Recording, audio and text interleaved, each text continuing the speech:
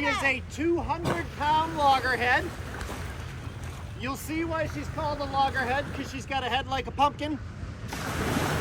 Way back in the olden days, where the term loggerhead actually came from, was the old-time mariners would see their heads pop up and they'd say log ahead. Really, that's where it came from. We didn't see that with this big girl. She actually was in for an entanglement,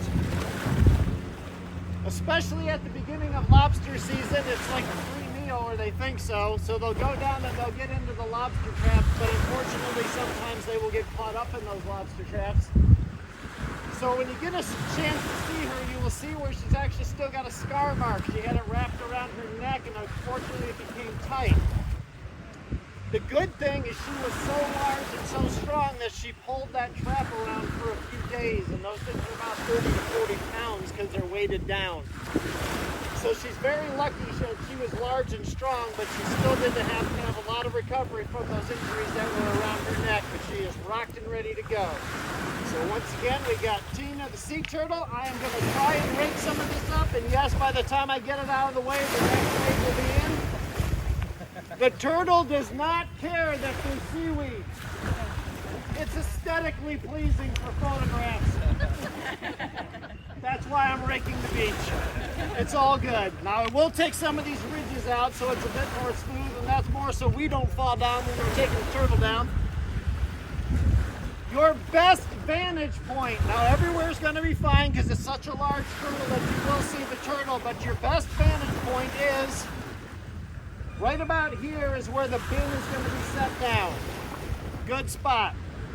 We will pick said 200-pound turtle up, and yes, it's going to be like the Three Stooges doing it because she's so large and she's going to be ready to go. And we will put her in the sand somewhere around this area and let her crawl the rest of the way into the water. That's going to be your prime spot for taking photographs, taking videos. The only thing we ask is please have your flash off because it spooks them and we don't want to send them back out in the water that way. You will hear me make this announcement a number of times to see how many people show up.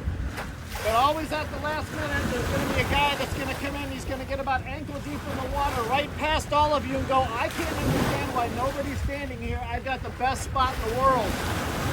That's because you're not allowed to be in the water when we're doing the release of a loggerhead. Their business in life is to fight things with that giant pumpkin head, and we want everybody to leave with as many digits as they showed up with. But as I said, it never fails at the last minute. The guy's going to come, he's going to walk in there, he's going to be so proud of himself, and I'm going to say, can you please move, sir? And you go, nobody told me, I've been here for 12 seconds. I don't care about these people that have been here an hour, it's all about me. But we will do the best to keep them up and out of your way. Stay away from the bars.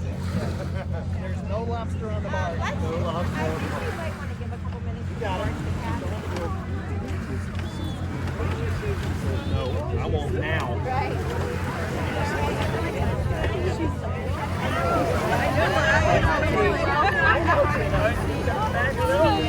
She is a 200-pound loggerhead.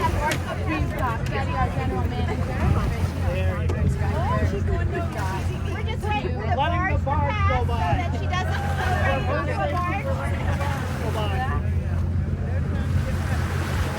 The two people that rescued and ran.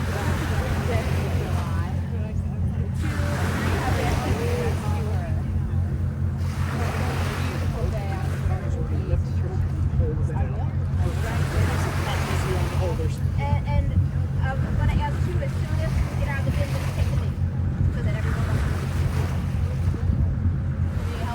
The Coast Guard helps us pick her up. She's a heavy turtle. Here she All right, is. sweetheart, go.